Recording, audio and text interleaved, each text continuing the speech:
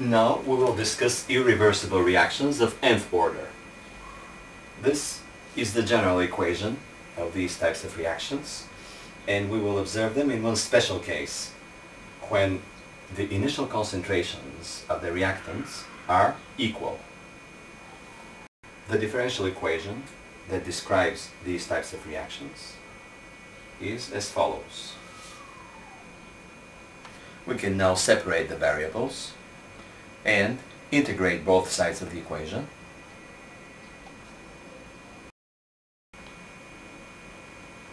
And from the table of integrals we obtain for this integral, we have to determine the value of the constant. Since at time 0 the concentration is equal to the initial concentration, the constant is equal to this expression with C0 here, and we can replace the value of the constant in this expression. Or rearranging, we have, or for the rate constant of this nth order reaction, we have, from the formula for the rate constant, we can find the units in which it is expressed. From this, we can obtain also an expression for the half-life.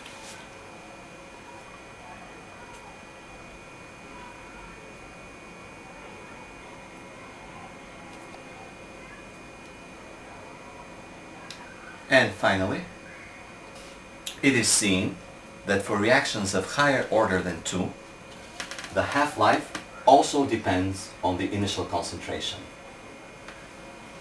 Further, the disappearance of the reactant is even slower than in the case of second order reaction. This expression for the half-life is applicable only for order of reactions equal to 2 or greater.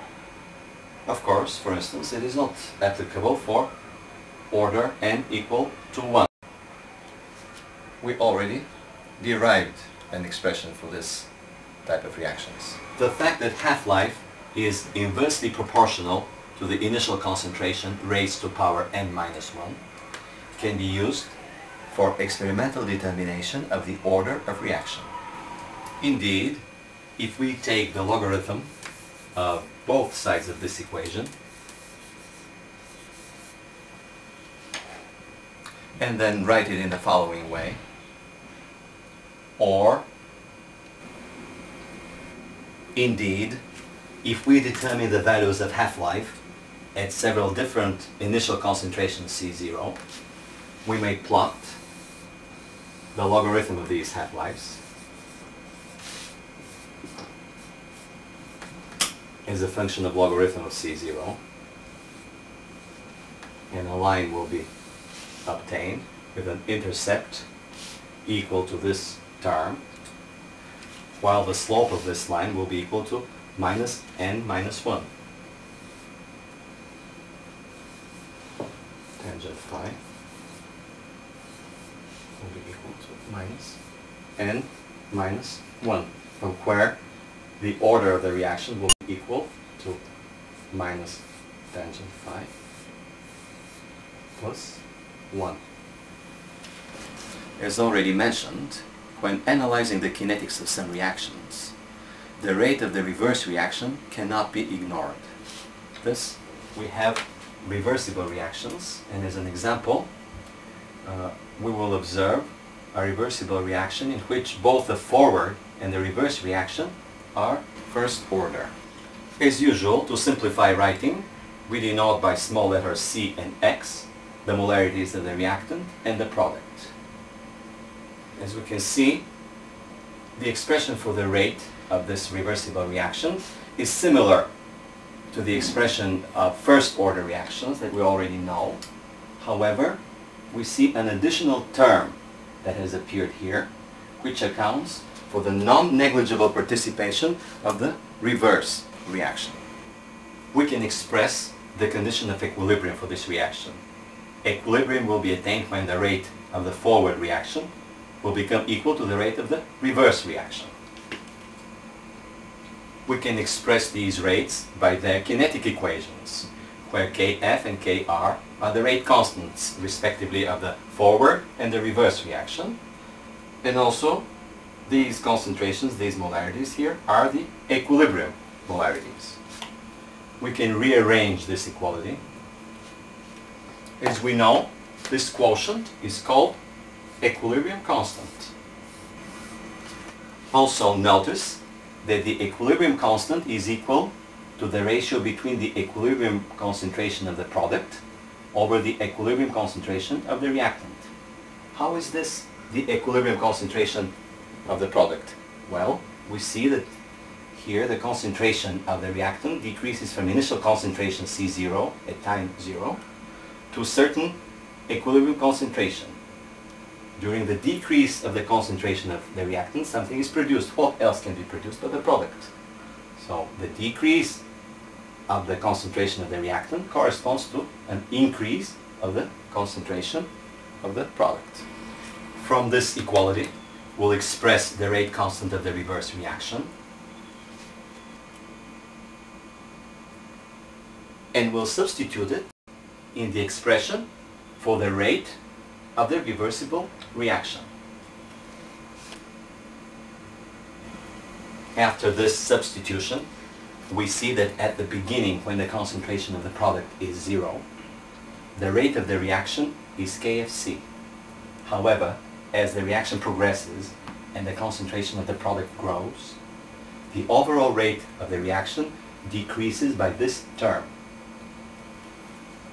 When the ratio of the concentration of the product over the concentration of the reactant becomes equal to the equilibrium constant, or X equals to Kc, we will have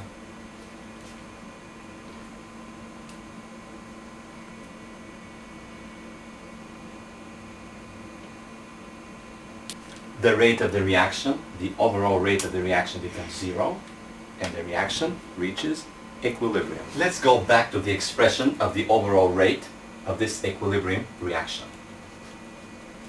If at the beginning, at time t0, only the reactant A is present, then we can rewrite the expression for this reaction rate. Or then we can factor out C, and we can multiply both sides of this equality by -1. We can then factor out this multiplier. Now, from the already discussed expression for the equilibrium constant, we can write, then we can open the brackets, rearrange, factor out CEQ, and then express the equilibrium concentration from here. And we can substitute the obtained result in the expression for the rate of the reaction.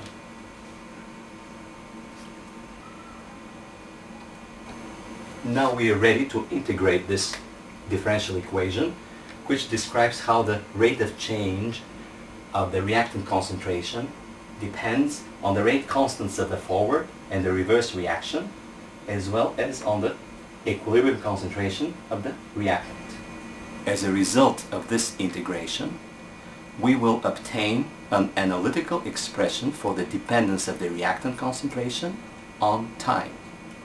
In this way, we will be in a position to know what the concentration of the reactant is going to be at any moment of time during the procedure of this reversible reaction. We have rewritten this differential equation here, and we will solve it by the method of separation of variables. First, we will subtract this constant from C. This will not change the value of the derivative. Then we will integrate the left side from C0 to C, and the right side from time t0 to t.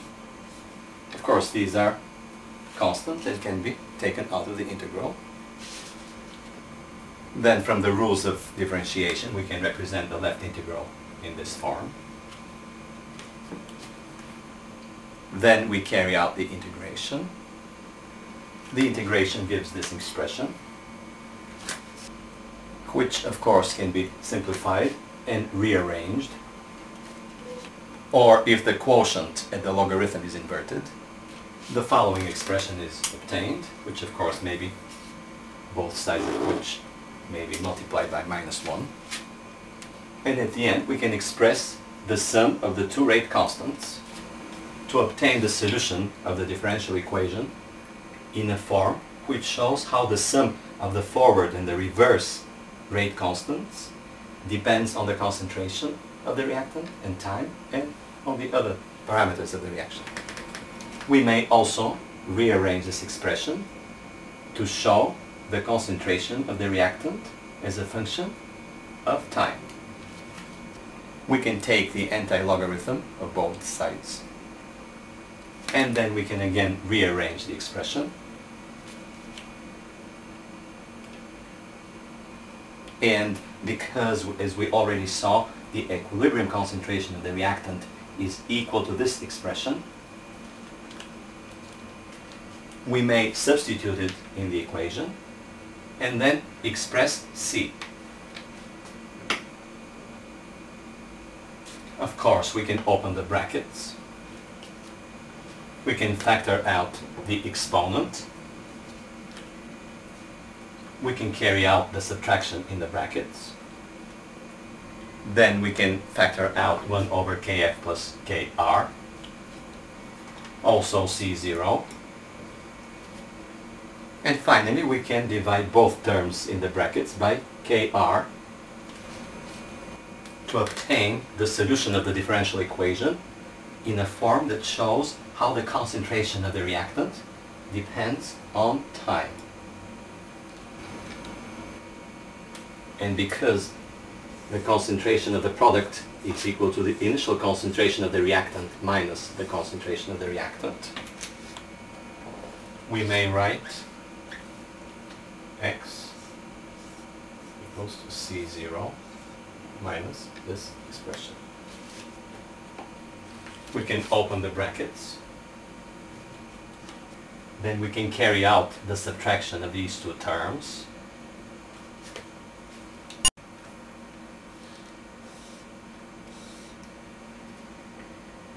And then we can factor out this term to obtain the solution of the differential equation in a form which shows how the concentration of the product depends on time. Now we'll mention briefly parallel reactions. They are also called concurrent reactions.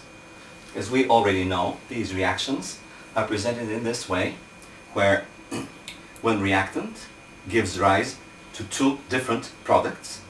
K prime and K second are the rate constants of these two paths.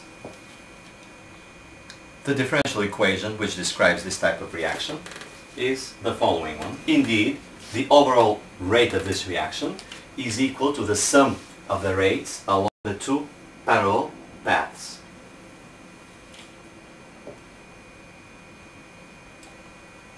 This differential equation resembles very much the differential equation that describes first order reaction.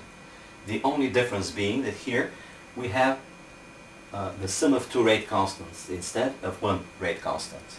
We already know what the solution of this type of equation is. The solution of the differential equation shows how the concentration of the reactant A will change in time during this type of complex reactions. Now we'll find how the concentration of the product X will change in time. For this reason, we write the differential equation describing this change.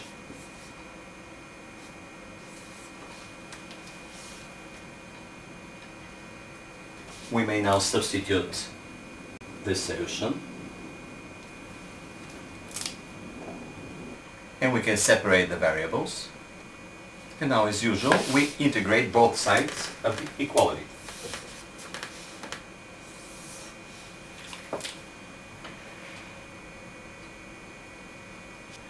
From where this expression is obtained using the table of integrals for this exponent.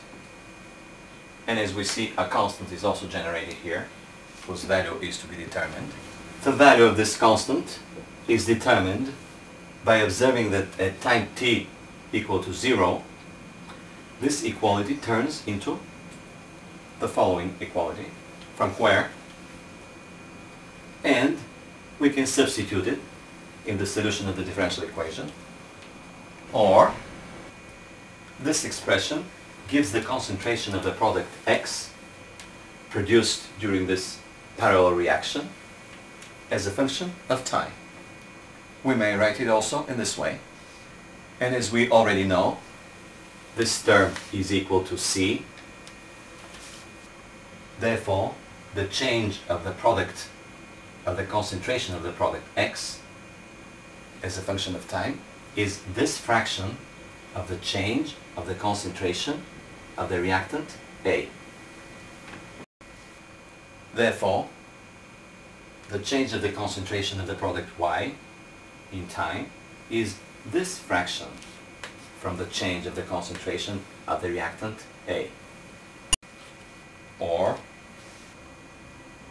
and after all the substitutions, we obtain. Let us now observe two simple first-order reactions proceeding consecutively. We can write them in this way too. Let at time 0 there be A moles of the reactant A. Then as the reaction progresses, the amount of A will decrease, and at time t there will be A minus X moles of the reactant A. On the other hand, in the course of time the amount of X will increase due to the transformation of A, but also will decrease due to the formation of Y. Therefore, at time t there will be X minus Y moles of the intermediate X. And finally, at time t there will be Y moles of the product Y.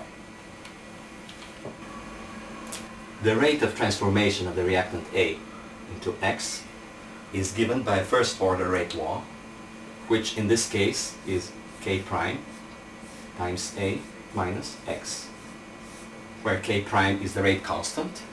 In other words, the rate of transformation of A is proportional to the number of moles of A at time t. On the other hand, this rate of transformation of reactant A is equal to the rate of production of the intermediate X. In this way, we obtain a differential equation whose solution gives the variation of the moles of reactant A in time due to this first reaction.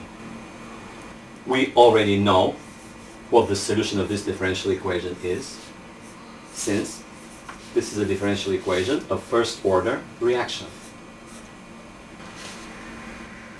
Next, we will write a differential equation that describes the formation of intermediate X.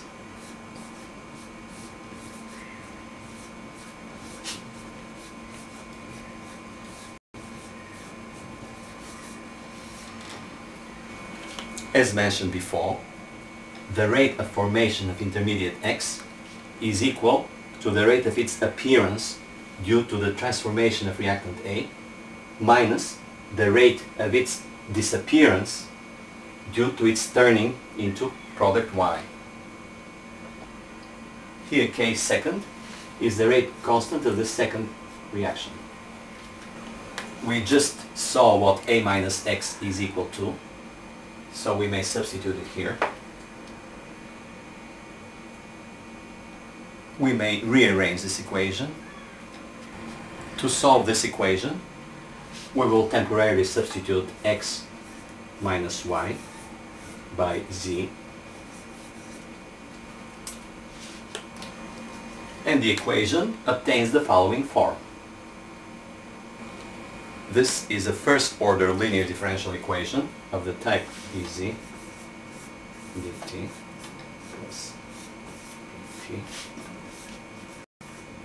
equals Q. Obviously Pt is K second, while qt is this whole expression. A theorem in calculus states that these types of differential equations have an integrating factor equal to e to integral p t dt.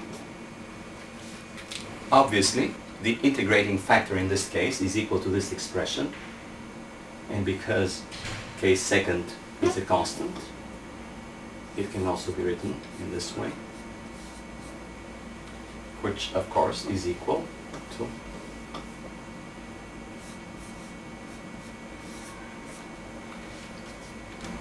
constant of integration is immaterial because e to the power c only shifts the integrating factor by a constant value, which can be eliminated. Thus, having the integrating factor, we can multiply both sides of the differential equation by it. This is the differential equation multiplied by the integrating factor. We notice that on the left-hand side, this is the first derivative over t of the product z times the exponent. On the right-hand side, we can consolidate the exponent. So we can present the differential equation in this form. Let's check again. Indeed, the left-hand side of the differential equation is the first derivative over t of the product in the brackets. Indeed, dz dt times the exponent plus z times ddt of the exponent. Now we can separate the variables.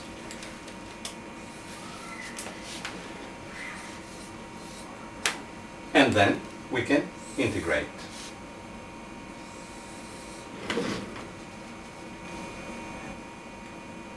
We can write the right-hand side of this equation as the following. And the integration of both sides of this equation gives the following.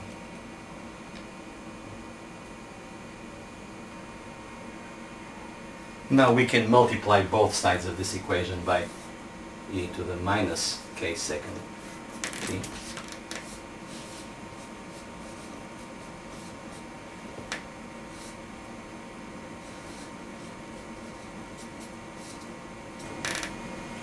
And we obtain the following. Now at time t0, the value of z is 0. Then we'll have these exponents become unity.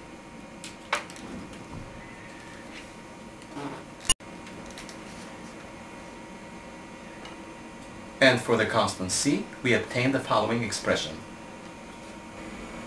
Now here for clarity, we have rewritten the expression for z and the obtained expression for the constant c. We will replace it in the expression for z. Of course, we now may replace z by its equal.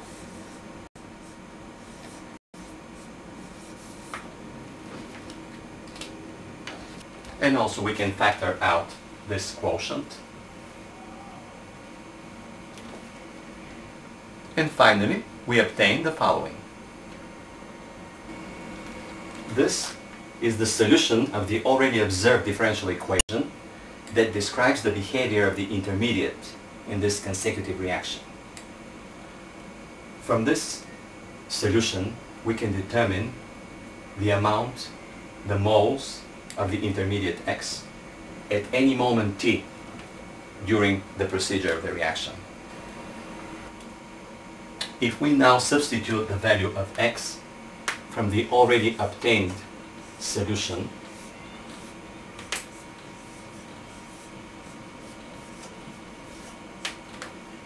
we will get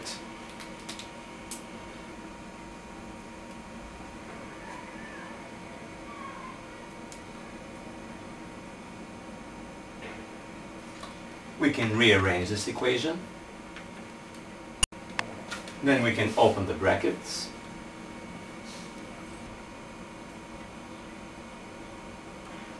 Then we can sum up these two terms. And as we see, these two terms cancel.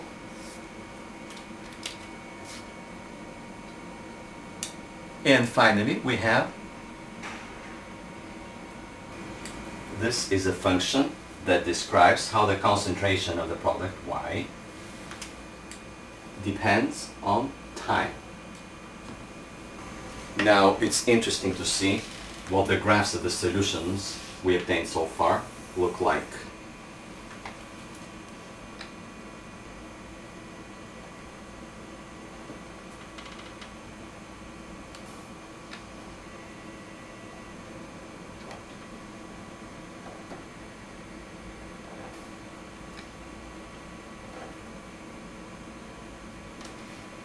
It is seen from the graph that the time dependence of the intermediate exhibits a maximum. In a moment, we'll evaluate the time value at this maximum.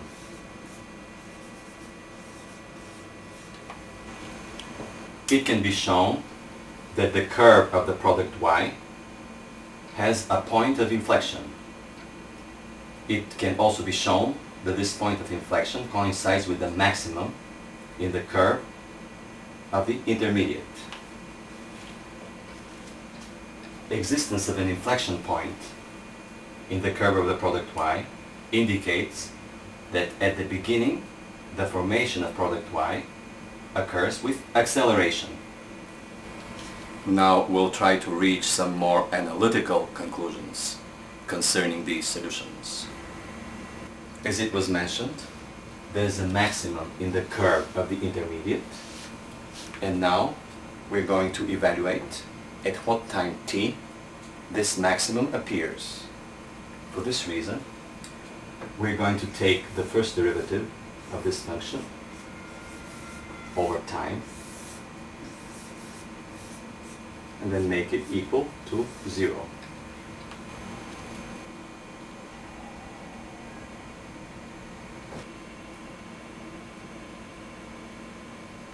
And finally,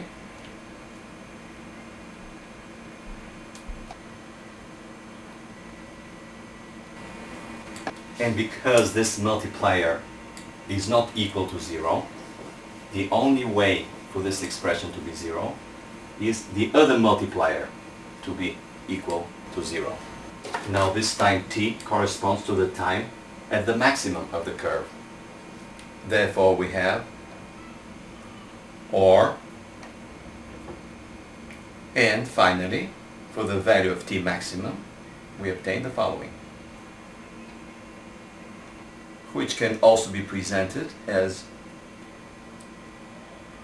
now we may replace this value of time maximum in the expression for the intermediate x minus y. This is the expression after substitution of t maximum. This is the amount of the intermediate at time maximum.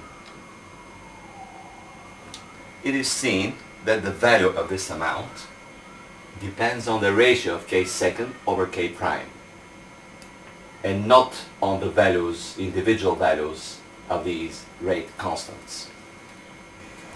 Here is a graphical illustration for the change of moles in time of the reactant, intermediate, and the product. It can be shown that in the curve of the product there is an inflection point whose abscissa coincides with the abscissa at the maximum of the curve of the intermediate. Another important observation to be made here is the role of the rate constants k prime and k second of the first and the second stage of this consecutive reaction for the shape and the position of the maximum in the curve of the intermediate. The greater the ratio of k second over k prime, the lower this maximum and the closer the maximum in the curve of the intermediate to the beginning of the reaction is. The rate constant k second to be much greater than the rate constant k prime, means that the rate of transformation of the intermediate into product is much greater than the rate of formation of the intermediate from the reactant. At such conditions, the moles of the intermediate are relatively low throughout the reaction, and the slope of the curve, as seen, is very low, practically zero. However, slope of this curve, in fact, is the rate of change of moles of the intermediate. Therefore, at such conditions, when K second is much greater than K prime, the rate of change of moles of the intermediate may be considered practically zero.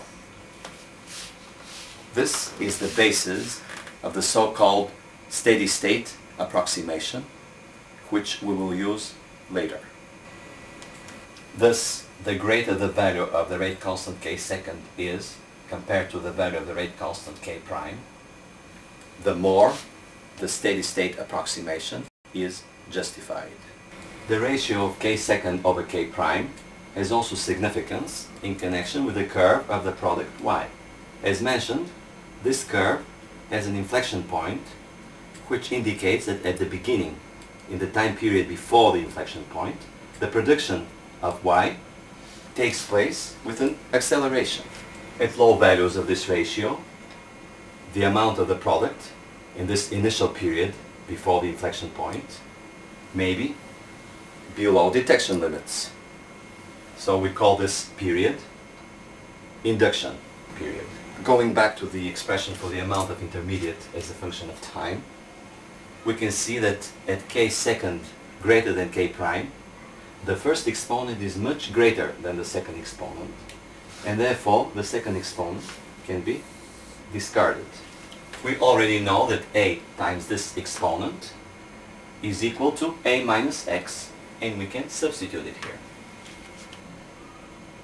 Or we have thus it is seen that if the rate constant K second is greater than K prime, after some time has passed since the beginning of the reaction, the ratio between the amount of the intermediate and the amount of the reactant becomes constant. This is the so-called transient equilibrium.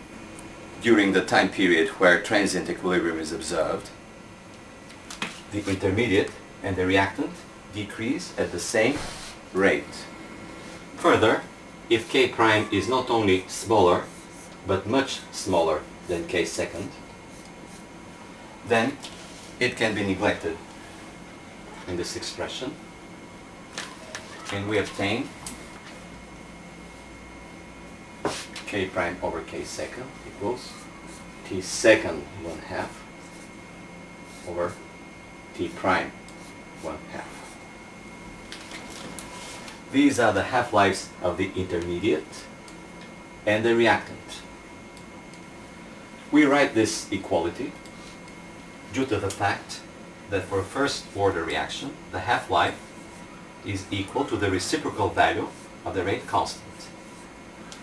We derived this equality in one previous lecture. Transient equilibrium, at which the ratio of the rate constants of two consecutive reactions is equal to the reciprocal ratio of the half-lives of the participants in these consecutive reactions, is called secular equilibrium. Another interesting consequence comes about when K prime is much smaller than K second, when we observe the expression for the amount of product as a function of time. At such condition, we can neglect the third term,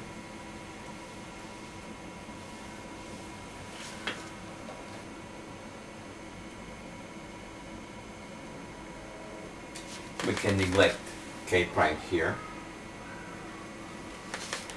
After carrying out the division by K second, we obtain this expression, and here we can neglect also this term, which is an expression for a first-order reaction.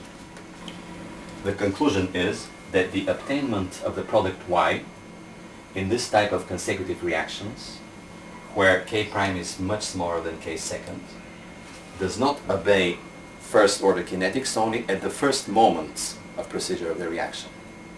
Later in time, obtainment of the product y obeys first order kinetics.